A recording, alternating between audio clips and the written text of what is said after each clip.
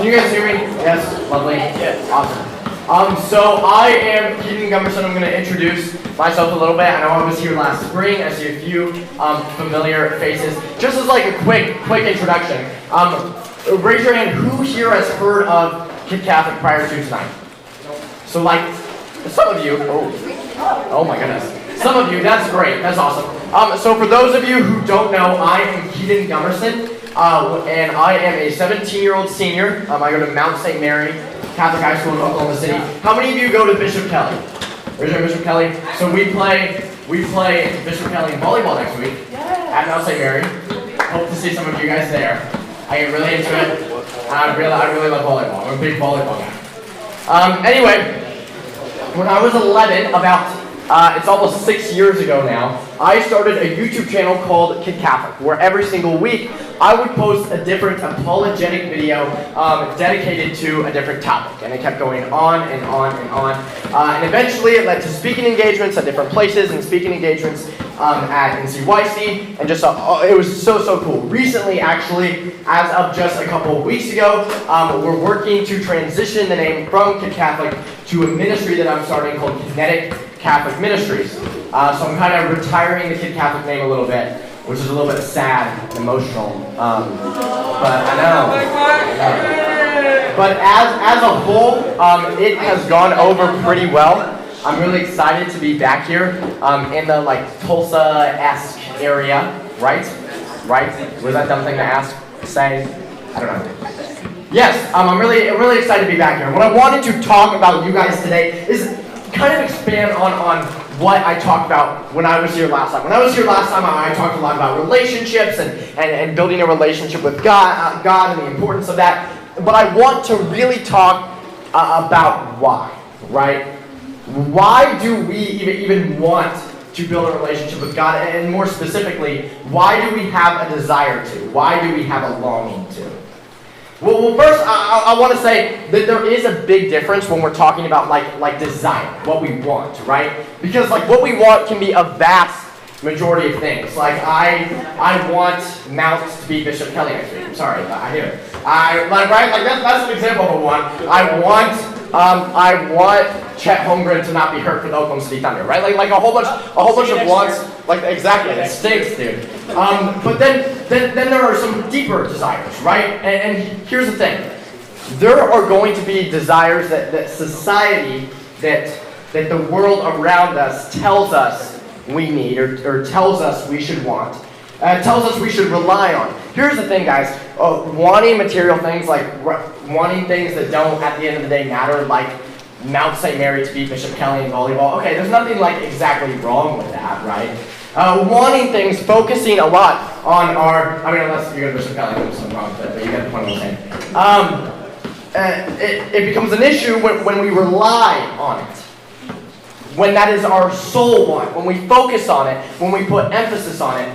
At the end of the day, I don't know if you guys have experienced this, and maybe this is just a me thing, but I feel like there's always been sort of like, for most of us, a void almost, right? I think that's a good word for it. A void within our hearts, a void within our day-to-day life.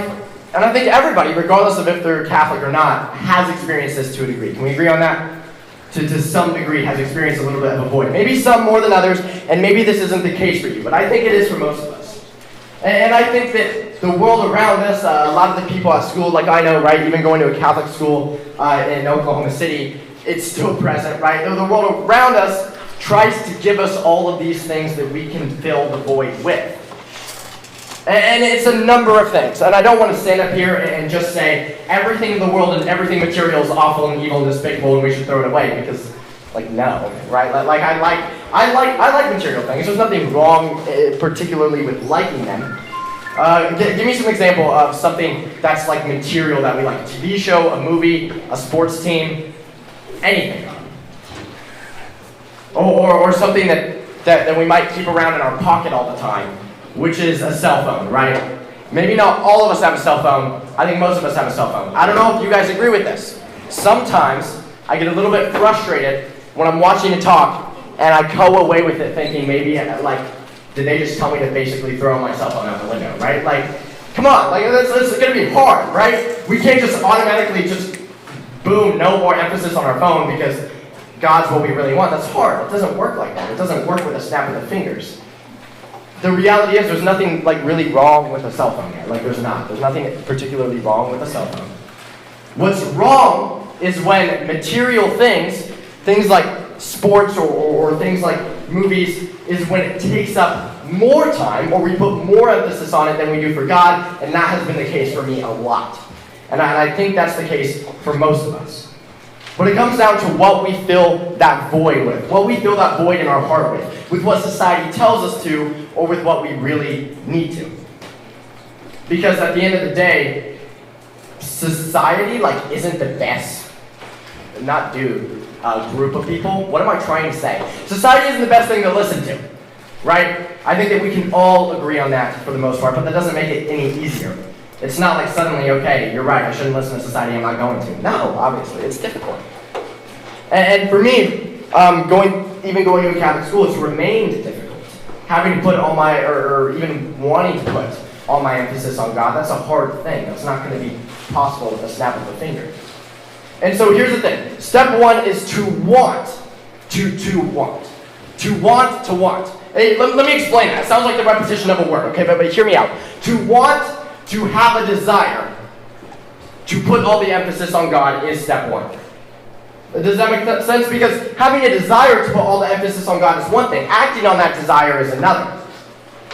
And sometimes we can look at the world around us, we can look at our prayer life as strong or as small as it is, and we can think, I wish that I wanted to be holier. I've had that thought before. I'm not saying that you have to raise your hand or anything. That's definitely not going to be everybody in this room. But it's going to be some of us.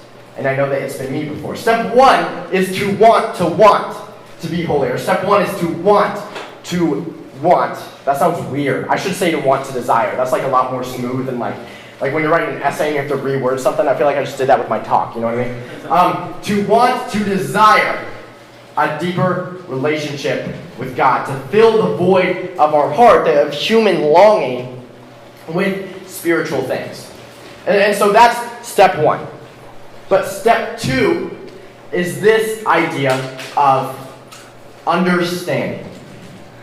Because at the end of the day, there's a difference between knowing about God and knowing God. And to fill the void in our heart, to fill that with God instead of our material, societal things, we need to know God more than just knowing about Him. This is something that I have struggled with for a long time. It's just having consistent... I entirely lost my train of thought. I checked the time, and then I was like, yo, it's 7:36. I still have another many minutes. And then I just lost my train of thought. Can somebody help me out? Yes?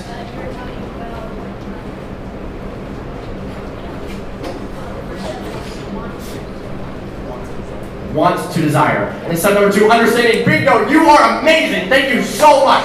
Oh my goodness. Exactly. Want to desire and then understanding. Understanding beyond just knowledge about God. Here's the deal. When we're becoming friends with someone, it's one thing to know certain things about that person, but it's another thing to know them. Is knowing things about that person a bad thing? Absolutely not. Knowing things about God isn't a bad thing. Knowing things about God is good. We should constantly try to know more and more about Him. But the second that we try to replace that with knowing Him on a deeper personal level, there's a difference, right? I'm not saying that step two is fully overcoming that difference. What I'm saying is step two is understanding that difference. Because the thing is, guys, filling our heart with spiritual needs is so difficult. It really, really is. Well, what I like to do is, I was talking to a friend about this a couple weeks ago. He's like a very philosophical guy. And I sort of want to talk a little bit about my experience last summer and this idea of what to fill our heart with, right? We here in the United States, obviously we all come from different situations. We all come from various backgrounds, right? But for the most part, we here in the United States are pretty blessed a lot of times when we don't realize it. We have a lot of material things.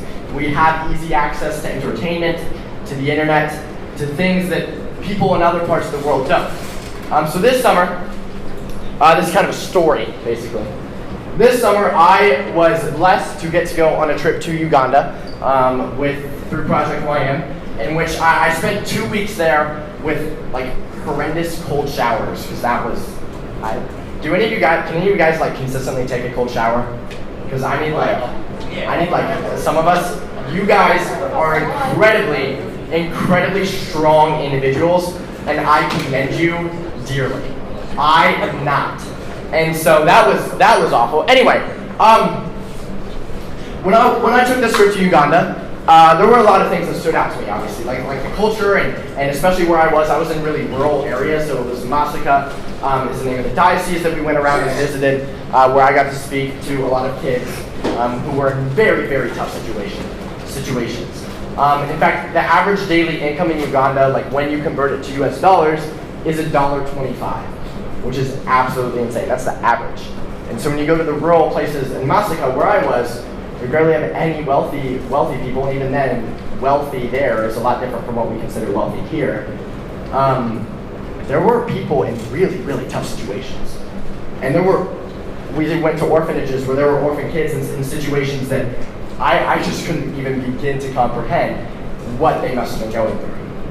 And so my thought process, as an American, as someone who has lived here, as someone who has constantly tried to fill the void in my heart with tons of different material things and tons of different entertainment, my thought process was, okay, then that means that they're probably not that happy, right? I think that's the logical thought process of most of us. Is that if they're really physically struggling, if they're barely able to get food on their plate, if they're living in a third world country where economic crisis is just like insane, then they're probably not very happy. But what I learned there was absolutely amazing is the truth that happiness is not dependent on material wealth, but on self-worth.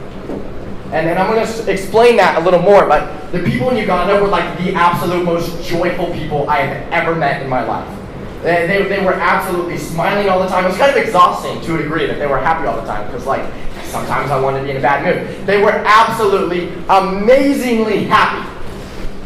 And this really made me want to think about it, because it didn't make sense to me. It didn't add up logically. Why on earth these people who don't know like simple American things that I figured everybody in the world knew, right? I had this one kid, he was a part of our host family, and I remember he was really, really into one American show. This is like all he talked about, and it's kind of the very little limited TV access to American shows they had. And he asked me if it even was American. He didn't even know. But then he talked to me about it for like 10 minutes. And Henry Danger. Do you guys know Henry Danger? I'm telling you, he was the biggest Henry Danger fan I maybe have ever met. He had like fan theories and a whole bunch of stuff I was bewildered, to say the least. Anyway, it's stuff like that like, okay, they have some access to what we have, right? They have some access to some American entertainment, but that was basically it, right? He didn't even know if it was American. He didn't know much else. I forget what movie it was. I think we asked him to go and rent like, it was Top Gun 2 or something. It was Top Gun 2. And then they came back with like, I forget what it was called, but it was like Low Hammer or something. And it was, instead of Top Gun, and it was like a $5 budget. It was hilarious. Anyway, stuff like that, right? Simple things that we don't even think about. The lack of internet access to American things. And despite all of that, despite their lack of wealth, despite everything, they were so happy. And you know, I struggled to really talk about it after a while. I want to say at least a couple weeks after I went there, because I didn't know how that was possible. I mean, okay, like yeah, God is present, and God is important, and God makes us happy, but that's happy. That was something that I had never seen before. It was just absolutely beautiful, absolutely amazing. Listen, the people of Uganda, they have a lot of problems, and I know that. And they are absolutely people that we can support and pray for. But if they get anything right, it is that they know what to fill that void with, right? Uganda, surprisingly, is over 30% Catholic. They're a lot more Catholic than we think. And even that, the majority of them are Christian. And unlike percentages here, if it means there that 30% are Catholic, it means that like they're Catholic. They go to church, they walk a mile to church every day, at the minimum, basically. Because of the terrible road conditions, it's really hard to get anywhere, so they have to walk a lot of places. And so their religion is so important to them. And these places, these schools, these orphanages I was speaking to, they weren't just secular, they were religious. They were Catholic, specifically. And they knew what to fill that void with. They knew that it didn't come from entertainment. They don't have the access to entertainment that we do. How could it for them? And what was really impactful about it, and I just feel the need to bring this up when we're talking about what to fill our void with. What brings us joy, what brings us happiness, what wants, what desires do we have, is that the guy who took us, his name was Michael. He had been there, I think that was his 7th time there, so he had a lot of experiences in Uganda. He told this story. One time he was staying with a group of around 3 Ugandan teenagers. And the teenagers, for the first little bit, they were having kind of their own huddle, like clearly making it known that Michael wasn't invited. So Michael was just standing here, like, what do I don't know, it makes me feel awkward, I don't know. Anyway, so the group of teenagers were kind of talking, and they looked really concerned. Like furrowed brow, like they wanted to ask Michael something, but they were kind of afraid to. Michael stayed standing, and eventually one of the Ugandans turned to him, a teenager, right? So at least for high school, most of our ages, some middle school. He turned to Michael, and he finally built up the courage. He was hesitant when he said this. He said, "Why are kids in America killing themselves?" Now, I know that can take like somehow a dark turn. That's not what I'm going to want to focus on this talk. But the reason that I say that is because that I think it is powerful to understand that people that had nothing, teens with absolutely nothing in a third world country, were concerned about our generation here in America who has seemingly everything at the palm of our hands. Why is that? Why were they concerned about it? Why did they care? Why did they have enough empathy to care? I want to make it obvious when I say Ugandans, when I say Americans, I'm speaking in generalities. Obviously, I'm not saying there's no depression in Uganda. Like, yeah, there's some sad people in Uganda. I'm speaking in generalities, okay? I'm speaking very generally. Again, that's not what this talk is about. That's not what I want to focus on. But I feel the need, I feel called to bring that up. Because, guys, what do we fill that void with? Why do we keep filling that void with the exact same stuff? Because clearly, it's not working. Yet we do it. And I say we because I am wholeheartedly 110% involved in that, right? Guys, I'm not saying we should throw away our cell phone. I'm not saying suddenly we shouldn't pay attention to sports or go to our middle school or high school sports games. That's not what I'm saying at all. But what I'm saying is, why are we making that our primary source of happiness? And when are we going to stop? When is going to be wake-up call enough for us to finally realize, maybe this isn't what will make me happy. Maybe this isn't what I want. And so that's step 2, that understanding, that's where this becomes clear. That's where it becomes so clear. Guys, I mentioned this last time. It seems like an impossible task. It's something that I'd be lying if I told you that I had an easy time with this. But I said it, it's true. I want to repeat it because it is so true, but we can't get it through our like Gen Z heads sometimes. Is that, guys, our cell phone, yeah, it's not inherently evil as long as we don't use it for evil and as long as it's not taking over our time from God. But we should ultimately be spending more time with God, be spending more time with prayer than we should on our cell phone. I'm not saying let's wake up tomorrow and do that. I'm not saying next week let's suddenly be able to do it. Boom. No. Ultimately, no matter how much encouragement we get from those around us, it's up to us to understand what that void needs to be filled with. It's up to us to make that decision to say, okay, maybe the stuff in the world is all right, but it's not what's making me happy. Because who here has heard the phrase, do whatever makes you happy, right? There's another one, live life to the fullest. I think that those phrases have good intent. I think that there's nothing inherently wrong with them. I think that when a lot of people say them, like, that they mean them innocently. But when we think about those phrases, they're not good. Did it just go out? Was that just me? It definitely went out. Hello? I don't know now. I don't think it's working. I think Oh, it's better. It's better. No, I definitely just pressed the off button. That was entirely on me. I 1,000% pressed the off button. I was like squeezing toward it. Really good. Okay. Guys, what on earth was I talking about? Can someone help me out? I'm serious. Yeah. Instead of like filling the void with like everyday stuff that we do, like mindfulness, whatever. Yes. That's what it was. Did this go out again? Yeah, definitely. So it wasn't English class.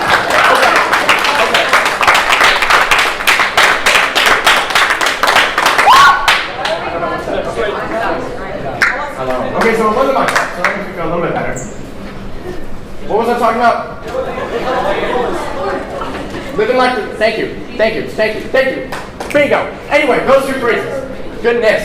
Do whatever makes you happy. Live life to the fullest. Again, I think that they have innocent intent, but when you think about what they really, really mean, doing whatever makes us happy, well, what happiness are we talking about here, right? And that's what I'm talking about, happiness when it comes to being holy, what truly makes us happy. There's a difference between happiness and joy. And anytime I was in Uganda, I always use that word joy because that's what I feel like they have. I think things of this world, material things or cell phone, things like that, I think that can bring us happiness for a little bit, but before it wears off. But joy, true long-lasting joy, that true happiness, and when I refer to happiness with God, that's what I'm referring to as joy.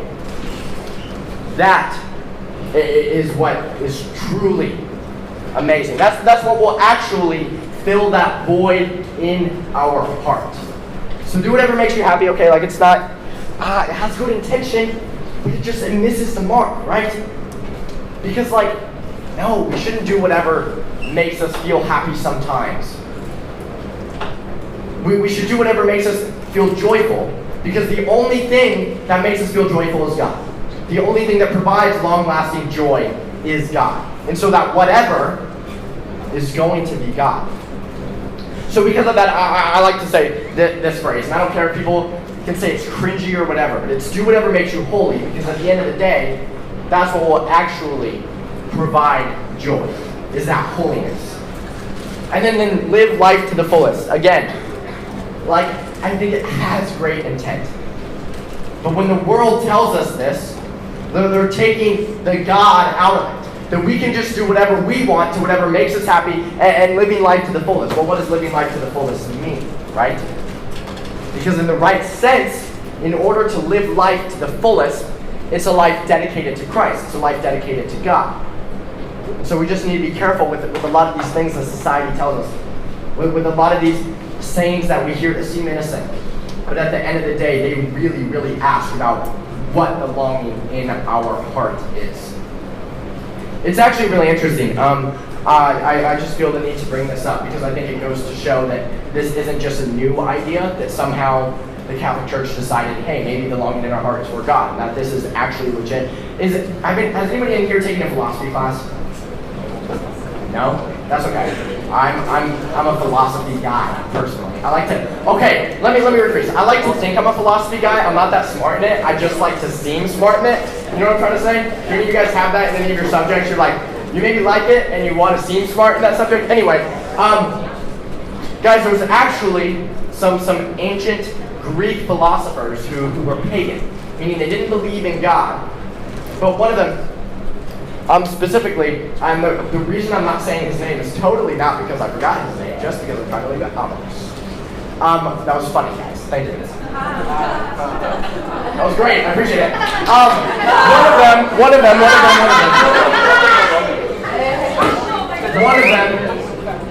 mentioned, even as a pagan, that for the start of the universe, there has to be one thing greater than everything else. And that one thing that is greater than everything else has to be what is drawing us to it. It has to be how we get happiness, because clearly we don't get true happiness from here. This was like hundreds of years before Christ. This isn't a new idea that the Catholic Church was just like, okay, we're going to make everybody just focus on God all the time, right? This has been a constant thing. is that that one thing that started the universe is God, who draws us to him because we're called to be. Guys, this whole filling the heart, filling the void in our heart with God, this isn't just stuff that's like being told to us as young people just so that we stay Catholic. Like, no. Like, sure, that's great, that's part of it. We should tell this to young people all the time. But this is being told to us because it's important. Because it matters. Because the people in Uganda understand it a lot better than us here. Guys, Generation Z, who here has heard like just bad stereotypes about Gen Z? Right, like as a whole? Guys, I think we're a lot better than people give us credit for, right? I get like, we're on our phone all the time. But hear me out. I think that we are a lot better than people give us credit for. Because regardless of what a person within Gen Z believes, whether a person is Catholic or not, I'll say there's a solid 97% chance that that person is passionate regardless, right? In some sense. We are passionate people. We have passions for things. There's nothing wrong with being passionate for something. I'm passionate for Mount St. Mary volleyball when we beat Bishop Kelly next week. I mean, play Bishop Kelly next week. I'm passionate.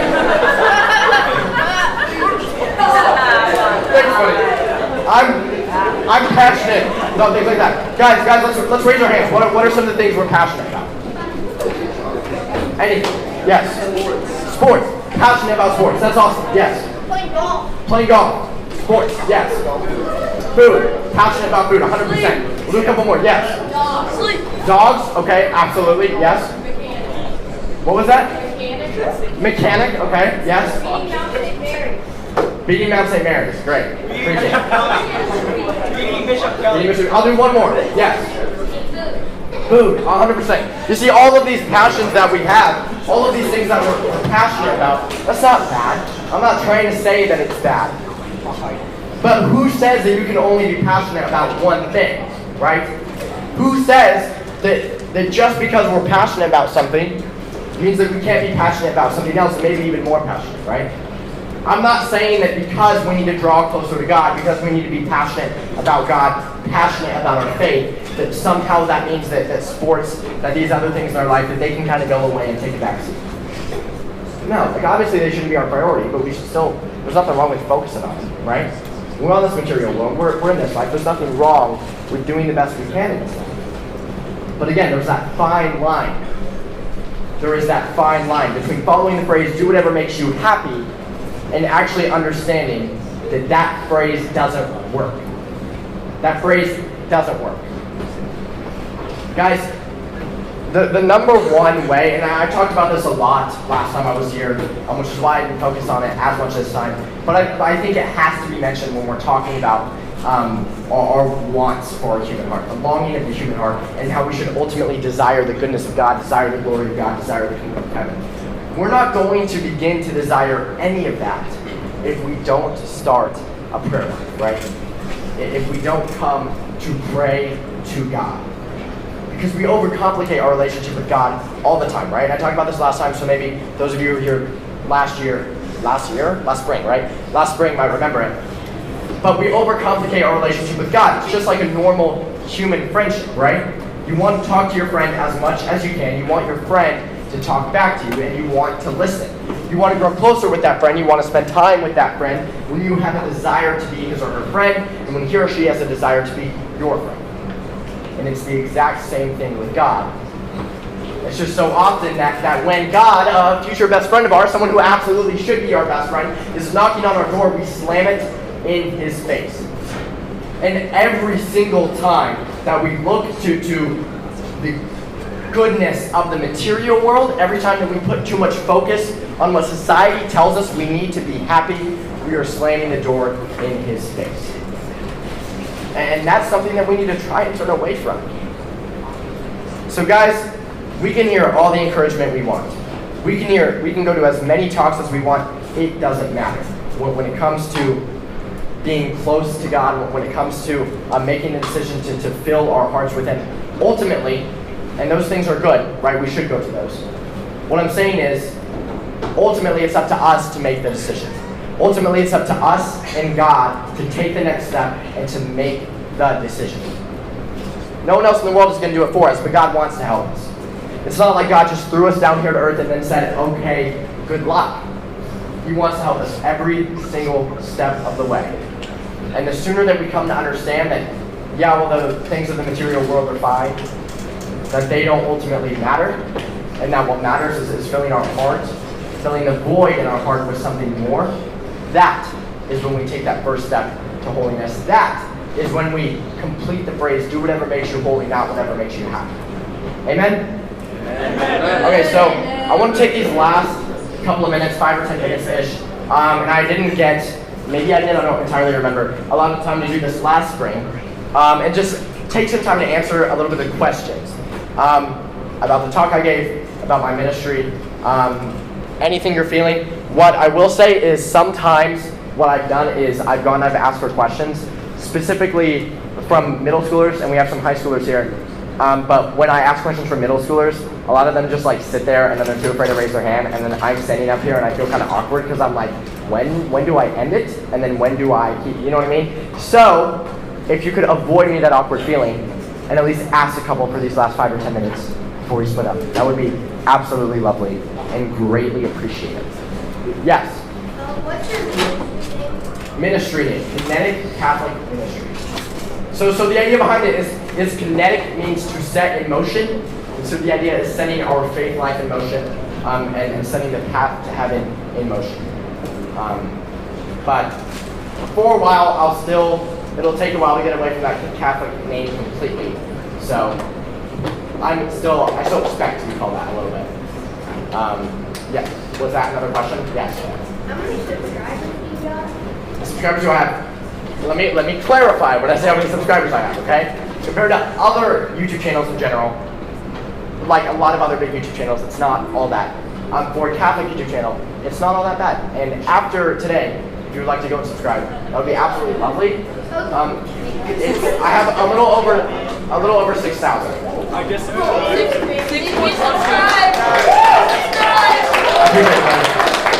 Yes. Look at this. How much money do I make off YouTube? Off YouTube, not my videos aren't monetized. I appreciate it, man. Great.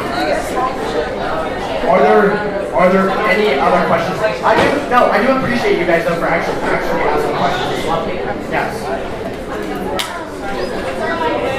Did I not say my real name? Okay. Kedon. K-E-D-O-N. It's like Keaton, but with a D. Kedon. Yes. I appreciate it, man. Yes. What's your real name? My real name is Kedon. Just not there. I do appreciate the question. It means you care. I appreciate that. What's up? How long have I been doing this? I started it when I was 11, almost 6 years ago, and then I started until August. When I was around 12, I just kind of talked girls like to my own friends, and started to great. Yes. What's your snack? I am not going to openly hand out my snack to a room full of what? Like a significant number of middle schoolers and high schoolers. I sincerely appreciate the question. I'm not going to answer it. Yes.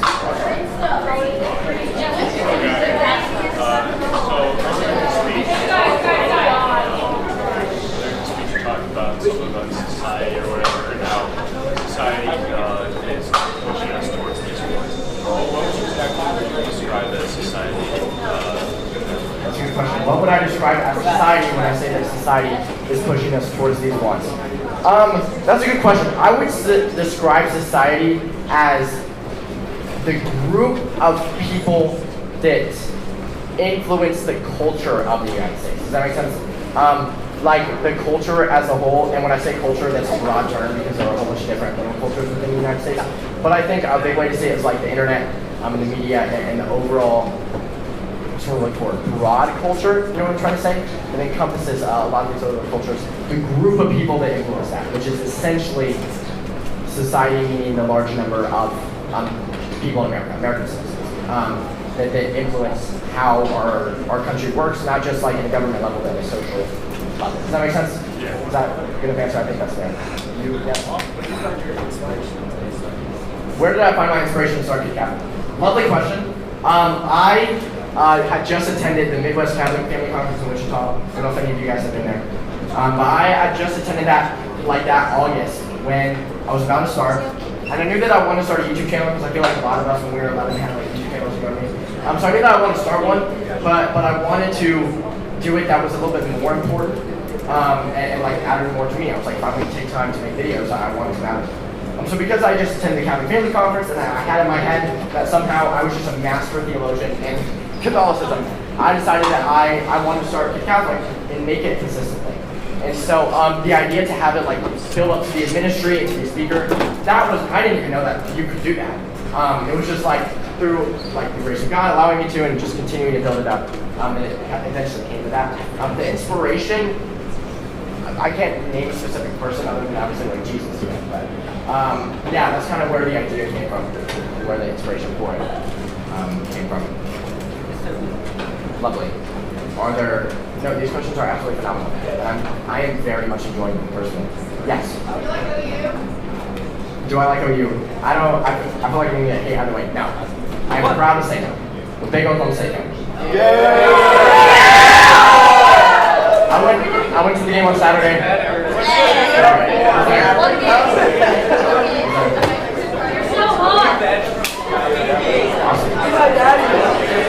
Awesome. Okay.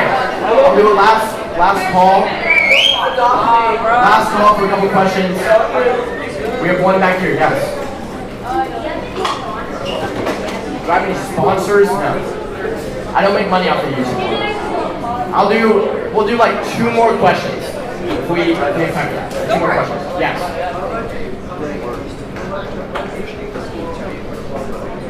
What do I think the score will be for the volleyball game? So, okay, so for those who don't know, volleyball, best 3 out of 5 sets, and first to 25 wins the set. So my prediction for set 1 is a kind 25-0 Mount St. Mary. For set 2, maybe we drop 2 there, 25-2. And then for set 3, I'll be a little bit generous, let you guys get 4, 25-4, and then we'll walk out of there. No, actually no. Really, like in all honesty, I really shouldn't be talking like this because Bishop Kelly's actually solid. Like Bishop Kelly's actually good. And when we get there, I'll take it back what I'm saying a little bit. When we get there, if we lose, I'm gonna regret this so much. Yes. What was that? Yes. Yes. Well, I take her be real with you. Yes, I'll take her be real. Okay, hold on. I want to clarify. Guys, I want to clarify just for 1 second. Be real is, in my opinion, the greatest social media there is. Yeah! Hold on. I'm not just doing this to be live. Maybe I'm a little bit fake in my B-reels, but to the degree that I go above and beyond to try to make like creative ones. Yes. So I'll like throw my phone up, I change it to a hoodie in 3 seconds in one. I will go all out because it is the absolute greatest app. Not that we should put more focus on it than God, that was the whole point of the talk, obviously. But it's a pretty great app. So I do want to thank you all so much for having me back again. Again, there's a lot more people than last time. It's amazing. It is so great to see like this group flourishing. Just absolutely having a lot of people. Absolutely love it. So thank you guys for having me.